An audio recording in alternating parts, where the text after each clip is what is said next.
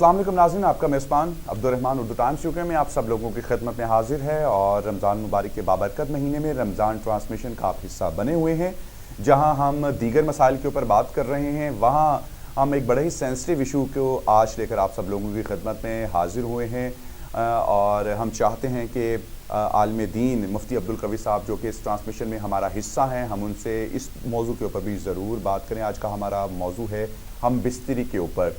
रमज़ान मुबारक के बाबरकत महीने में क्या रोज़े की हालत में हम बिस्तरी की जा सकती है और क्या रमज़ान में की जा सकती है? अगर नहीं की जा सकती तो क्यों इससे मना किया गया है, रोका गया है? और अगर की जा सकती है तो कौन से तरीके ऐसे हैं, कौन सी एहतियाती तदाबीर हैं जिनको मद्देनज़र रखते हुए हम बिस्तरी कर सकते हैं? ये बड़ा ही अहम सवाल है कि अक्सर औकात सहर के औकात में मुसलमान जो हैं वो अपने शरई और चीज़ों को निभाते हुए हम बिस्तरी भी करते हैं और इस हालत में वो नापाक होते हैं। तो क्या नापाकी की हालत में सहरी की जा सकती है? और क्योंकि बाज़ वक़्त ऐसा होता है कि बिल्कुल सहरी के वक्त के करीब ही उठा जाता है और ये ख्याल होता है, ये खदशा होता है कहीं सहरी छूट ना जाए और रोज़ा ना रखा जा सके। तो क्या फिर इस ऐसी इमरजेंसी में भी अगर नापाकी हो तो रोज़ा सहरी हो जाती है? बहुत उम्दा सवाल किया। बहुत सारे लोगों की तरफ से, ख़ास तौर पे हमारी जो पाकीज़ा ख़वातीन हैं उनकी तरफ से ये ज़्यादातर सवाल आता है। देखें, एक है पाकीज़गी, एक है नमाज के लिए वज़ू या इस हालत के अंदर नमाज के लिए गुस्ल, दूसरा है रोज़ा। ये दोनों अलग-अलग कैफियत हैं, अलग-अलग इबादत हैं, इनके अलग-अलग शराइत हैं। रमज़ान के लिए ये है कि अल अक्ल व शुर्ब, खाना पीना और बाहमी मिलाप से दूर हो जाना, अल इमसाक, इससे अलग हो जाना, इसका नाम है रोज़ा। अल इमसाक अनिल अक्ल व शुर्ब वल जिमा।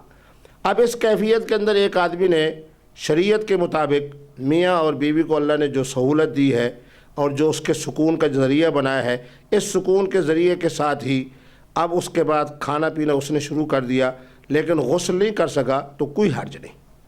इसका रोज़े के ऊपर कोई फ़र्क नहीं पड़ता, क्योंकि रोज़े के शराइत अपने हैं, नमाज के शराइत अपने हैं। हाँ, खा पी लिया, उसके बाद अज़ान हो गई, उसके बाद सुबह की नमाज से पहले उसने गुस्ल कर लिया तो इसकी नमाज भी दुरुस्त हो गई, इसका रोज़ा भी दुरुस्त हो गया। तो माना ये है कि रोज़ा का जो है फ़लसफ़ा वो अलहदा है, नमाज का जो शराइत हैं वो अलहदा हैं। पाकीज़ा होना ये नमाज के शराइत में है, रोज़े के शराइत में नहीं है। इसी तरह इस मसले में और मैं एक थोड़ी सी वजाहत कर दूँ। ख़ास तौर पे ये है कि आदमी जनाब रोज़ा रख के सोया हुआ है और वो एक शैतानी अमल है, फितरी, वो हो जाता है जिसके ऊपर इंसान के ऊपर गुस्ल करना लाजिम हो जाता है। इसी तरह औरत के ऊपर की भी ख्वाब के अंदर कोई ऐसी कैफियत देख लेती है, कोई मर्द भी ऐसी कैफियत देख लेता है, अब है रोज़े से लेकिन शैतानी कैफियत की वजह से उसके ऊपर गुस्ल जो है वो फ़र्ज़ हो जाता है। तो इस पर भी रोज़े के ऊपर कोई फ़र्क नहीं पड़ता, क्योंकि पाक होना, गुस्ल से होना, बावुज़ू होना, यह नमाज के शराइत में से है, इसका रोज़े से कोई ताल्लुक़ नहीं। रोज़े के दौरान अगर इस तरह की कैफियत हो जाए और आदमी सुकून से गुस्ल कर ले तो रोज़ा बिल्कुल दुरुस्त है, रोज़े के अंदर किसी तरह की कोई कमी नहीं हो।